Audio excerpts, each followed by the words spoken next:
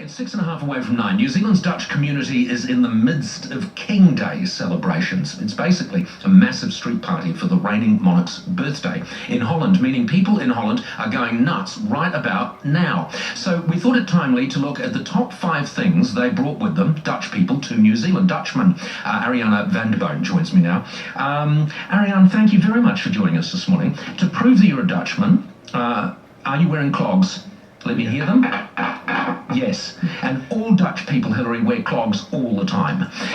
So that isn't that true? Absolutely. Okay, finish this. When it's spring again, I'll bring again Tulips from Amsterdam. All right, you passed the grade. You are truly Dutch. Now, we have put together, thanks to you, 5 things that New Zealanders might be surprised would be very different in this country were it not for the Dutch coming here. Now, most of the Dutch came to New Zealand, most of them in sort of the 50s, didn't they? Yeah, 1642, Abel Tasman, 120 years before Cook. In the 19th century, we had Julius Vogel, a premier, Vogel, Vogel's bread, so he was a Dutchman too.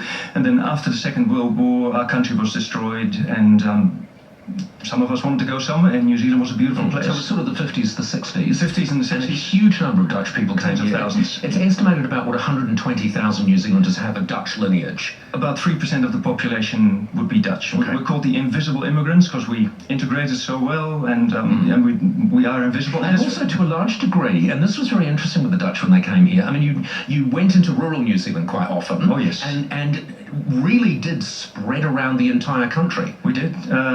Share milkers, so there's a lot of Fonterra dairy farmers, but also people had to find the cheaper properties on the edge of town. I could have a few chickens in my backyard. Yep. And then the chickens grew into an egg industry, and we liked eating chickens. Before you know it. Yeah. Okay, so here we go. 5 things that we wouldn't have or would be totally different were it not for Dutch people in New Zealand. At number 5, Lockwood Homes. Lockwood Homes. We came here. We sometimes had to bring our own homes. We were only allowed 40 pounds. That was all we were allowed to bring. So people brought their entire homes, and Lockwood started a whole industry based on that. And of course, part of the aesthetics of the whole thing was to see the wood and the way it was locked in together. That was what was a home. And beautiful design. Beautiful design. Okay. Dutch design, I'd To be always fair, say. the clogs didn't take off. No. All right, at number 4, deli meats. Deli meats, and then we came here, and in New Zealand, deli meats was bacon, and that was it. Yeah, maybe a bit of ham. Yeah. And so Verkerk came here, and Bed ten Broeke, and they started these sausage factories, all the salamis. Small goods. Yeah, small Talk to me goods. about your small goods. Ah, yes. All right, number 3, artisan cheese. And this is something, a lot of people attribute this to other people, but was the Dutch.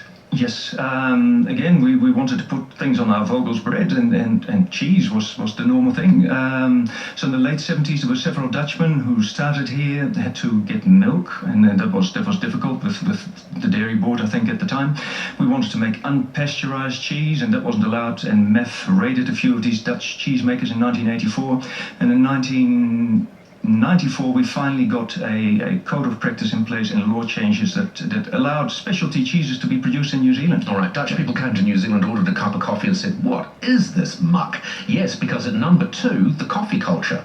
Yep, everybody drank instant, so we saw an opportunity. Hey, we can open cafes. And Susie van der Klas, she was the coffee queen in Wellington. She had Susie's Lounge. Rita Angus painted the famous painting of it, and everybody went there and had coffee and appeltaart, Dutch. Because in Holland, the Dutch had for many, I think, hundreds of years, huge importers of coffee beans. Yeah. All right, so number 1, this is going to really surprise you.